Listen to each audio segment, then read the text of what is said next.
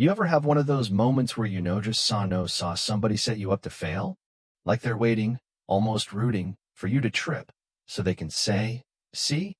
I told you so." Yeah, I've lived that moment. And somehow, I played my way out of it with 10 fingers and one old piano. My name's Elijah Brooks. I'm 14, live in a small two-bedroom apartment with my dad, just outside the boundary of the wealthiest school district in our county. But thanks to a little address trick me aunt's place being technically in the zone, I attend Willoughby Prep, a school that looks more like a private country club than a public institution. Tall columns, a brick auditorium with chandeliers, and kids getting dropped off in Range Rovers with names like Beckett and Savannah. I don't belong there. And everyone seems determined to remind me of that, especially the principal, Mr. Robert Langston. He's the kind of man who can smile at a parent and call their child gifted, then turn around and ask the janitor to enter through the side door. Now, my dad, Charles Brooks, he wasn't always a janitor. Used to be a music teacher, actually. Ran a small art school on the south side until funding dried up and the building got sold off to become luxury condos. He took the janitor job at Willoughby to make sure I had access to better opportunities.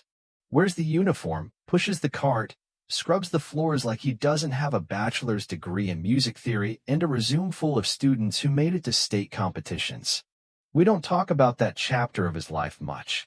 But every now and then, like when he hears someone play piano wrong in a commercial, mutter under his breath, "They're pedaling through a chord change. Damn shame."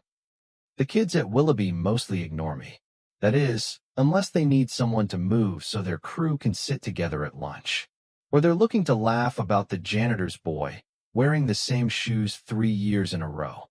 One guy in particular, Trevor Langston, the principal's son, has made a sport out of humiliating me. Every cafeteria taunt, every smirk in the hallway. And you just know his dad eats it up at the dinner table like it's dessert. But see, there was one thing none of them knew. Not Trevor. Not Principal Langston. Not even most of the teachers. I could play. Not like. I took a few lessons as a kid kind of play. I mean really saw play. Classical. Gospel. Jazz. I taught myself by ear. Spent hours watching videos online, borrowing old sheet music from the library, mimicking the way hands moved, listening over and over until the muscle memory locked in.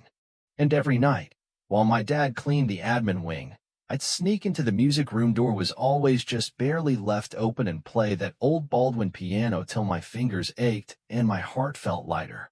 The first piece I ever learned was Claire de Lune. My mom used to hum it when she cooked. She passed from leukemia when I was 10, and music somehow made her feel close again. Every note felt like a conversation we never got to finish. One day, during history class, the teacher asked about influential musicians from the Harlem Renaissance. Whole class stayed silent. Trevor, trying to be clever, blurted out Conde, and everyone laughed. I don't know what came over me. I raised my hand and listed 5 names, real ones. Duke Ellington, Bessie Smith, Fletcher Henderson. Gave context, style, influence. You could hear a pin drop when I finished. Mr. DeVys, our only black teacher, nodded slowly and said, "Well said, Elijah." But the look Trevor gave me, that wasn't amusement. That was threat. Later that day, I found a drawing on my locker, stick figure in janitor's clothes holding a mop, next to a piano with a big red X over it. The caption read, "Playtime's over." And yet, somehow, that was just the beginning. The next week, Principal Langston made an announcement at the PDA meeting, big fancy affair with catered food and all the parents in attendance. He said they'd be previewing student talent for the Spring Arts Showcase. Then he looked right at me from the stage and said, "Let's see what the custodian's son knows about classical music." I froze. My dad, sitting beside me in his only suit, stiffened. They rolled out the piano. That moment standing in front of that crowd, the lights hot on my neck, knowing they expected me to crumble, I almost did. My hands shook. I could hear a few snickers. Trevor was in the front row, filming with his phone, mouthing the words, "Do it, janitor's boy." Then I remembered something my mom used to say. When the world won't listen to your voice, let your music do the talking. So I sat. closed my eyes, and started Chopin. The second the first melody fell into the room, the air shifted. Laughter faded. Phones lowered. My hands moved like they had in the quiet of the empty classroom, like they weren't mine, but hers. And for 6 minutes, I wasn't a janitor's son. I wasn't poor. I wasn't scared. I was a pianist. When I finished, the room was silent. Then came the clapping. Slow at first, then louder. People stood. My dad. He stood too, wiping his face with both hands. Mrs. Henderson, the music teacher, rushed over afterward. Where on earth did you learn to play like that? Before I could answer, Principal Langston cut in. Well, it seems young Elijah has a very rehearsed party trick. But talent is more than just mimicry. Let's see what else he knows. He challenged me to sight-read Bach, explain music theory. I did both. And that's when the tide turned. Within days, the videos of my performance were online. People shared it, wrote about it, called me the hidden prodigy. But just as fast as the support came, so did the pushback. Langston filed a report questioning our address. Said my dad falsified documents. I was called into the counselor's office and asked to clarify where I really lived. The music room? Suddenly locked. A security guard posted out front. Mrs. Henderson offered to teach me from her home instead. Mr. DeVries introduced me to a local community center where I could practice on an old upright. A girl from orchestra, Maya, invited me to play at her house when her parents were out. People were stepping up, but so was Langston. Trevor vandalized the school's Steinway one night, tripped the strings out, carved a slur into the lid and blamed me. Said he caught me messing with it. No cameras in that hallway, of course. Dad was suspended. We got an EY notice the next day. Said we violated our lease by harboring illegal tenants. Coincidence? Please. But this is where things get wild. Instead of breaking us, the pressure rallied people around us. Community organizers got involved. Parents protested. Alumni sent letters.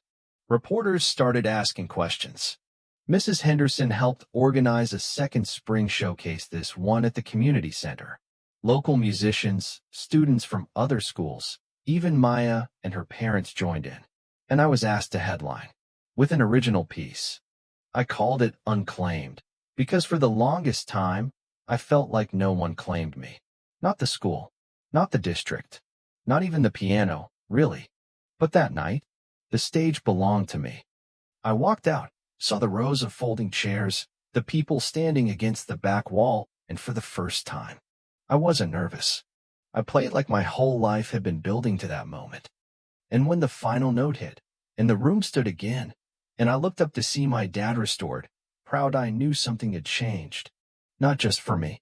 For every kid who gets told they don't belong somewhere because they don't look the part.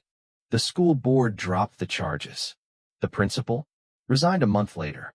Said he wanted to pursue new opportunities, whatever that means. The district now has an equity board. Music funding tripled. I got a scholarship to study at a conservatory prep program. And Trevor? Well, he still plays piano, but nobody's filming him anymore. You ever get underestimated? Written off before you even get a chance to prove yourself? Let me tell you, sometimes the sweetest revenge isn't a fight. It's a chord. It's silence turning to applause. It's dignity played in E-flat major. So, now I want to hear from you. Have you ever been told you don't belong? Have you ever fought for your spot not with fists, but with something real? Drop your story in the comments. And if this hit you like it hit me, hit that like button and subscribe. Let's keep making noise where they expect silence. Because sometimes, the janitor's son is the maestro.